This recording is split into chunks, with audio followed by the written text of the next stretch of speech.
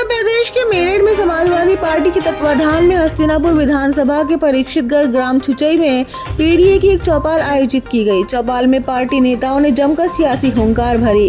कार्यक्रम की अध्यक्षता सपा के राष्ट्रीय प्रवक्ता राजकुमार भाटी ने की, जबकि मुख्य अतिथि के रूप में नेता प्रतिपक्ष विधान परिषद उत्तर प्रदेश लाल बिहारी यादव और विशिष्ट अतिथि के तौर पर पूर्व विधायक योगेश वर्मा मौजूद रहे। पीडीए चौपाल में बड़ी संख्या में ग्रामीणों की मौजूदगी रही। दोनों नेताओं ने अपने संबोधन में भारतीय जनता पार्टी सरकार पर तीखे हमले बोले।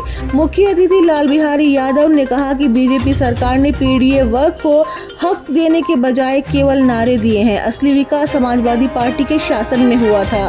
वहीं विशिष्ट अतिथि योगेश वर्मा ने कहा कि समाजवादी पार्टी ही जनता की असली आवाज है। प्रदेश की जनता अब बदलाव चाहती है और 2027 में इसका परिणाम दिखेगा। चौपाल में क्षेत्रीय नेताओं और कार्यकर्ताओं ने पीडीए मिशन को आगे बढ़ाने का संकल्प लिया।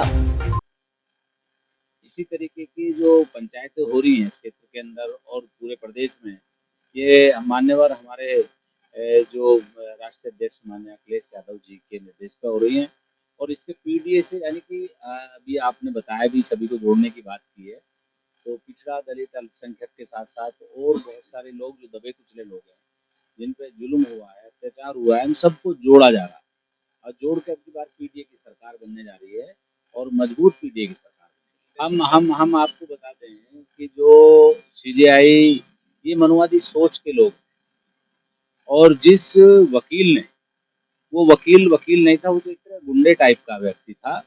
उसने सोचा कि दलित समाज का एक व्यक्ति सुप्रीम कोर्ट में उच्च पद पे बैठा है, सबसे बड़े सर्वोच्च न्यायालय के मुख्य मतलब न्यायाधीश हैं वो, मतलब एक सर्वोच्च पद पे बैठे हैं दलित समाज के व्यक्ति। तो ऐसे मनुवादी सोच के लोग नहीं चाहते, और वो हमेशा छुआछूत की, घृणा की नीति से देखते हैं।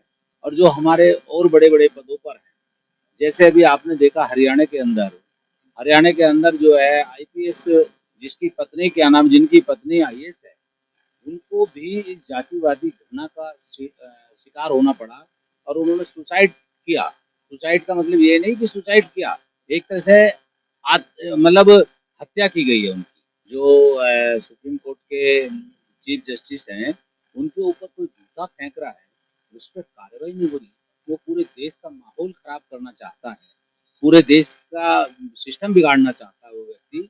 ऐसे आदमी को रासू का लगनी चाहिए, उसको बख्शा नहीं जाना चाहिए। उस आदमी को कड़ी से कड़ी सजा मिलनी चाहिए।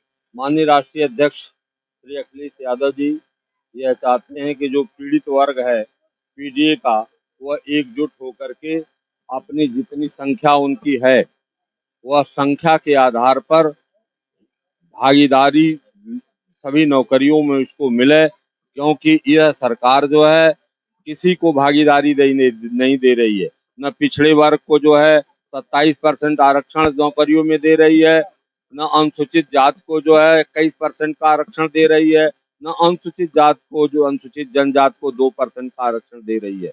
जिससे माननीय राष्ट्रीय अध्यक्ष माननीय अखिलेश यादव जी की ये सोच है कि जातिवार जनगणना हो जाए, और जातिवार जनगणना में जिसकी जितनी हिस्सेदारी है उतना उसको भागीदारी सुनिश्चित कर दिया जाए, ये उनकी सोच है। इसी नाते वो सभी पीडीए परिवार को एक साथ जोड़ करके उनके हिस्सेदारी सुनिश्चित करना चाहते हैं। मैं अगर आपसे ये पूछना चाहता हूँ कि अगर विकास होता, एक भी आदमी भारत देश में अगर गरीबी की रेखा से ऊपर उठता, तो मेरे पास 2 डॉक्यूमेंट है, एक राज्यपाल का अभिभाषण है और एक बजट है। बजट की कॉपी में भी लिखा हुआ है कि 80 करोड़ लोगों को जो हैंड टू माउथ हैं, उनको हम जो है गेहूं चावल दे करके उनका जीवन यापन करते हैं। तो 80 करोड़ 2014 में भी थे और 80 करोड़ आज भी हैं। तो मैं यही सवाल पूछना चाहता हूं आप सभी लोगों से कि कितने लोग जो है गरीबी की रेखा से ऊपर उठे, 11 सालों में कितने लोग जो है गरीबी से अमीरी की तरफ गए, उसका कोई आंकड़ा सरकार नहीं बता पा रही है। आज भी 80 करोड़ के 80 करोड़ लोग जो है हैंड टू माउथ हैं, जो गेहूं चावल पर जिंदा है।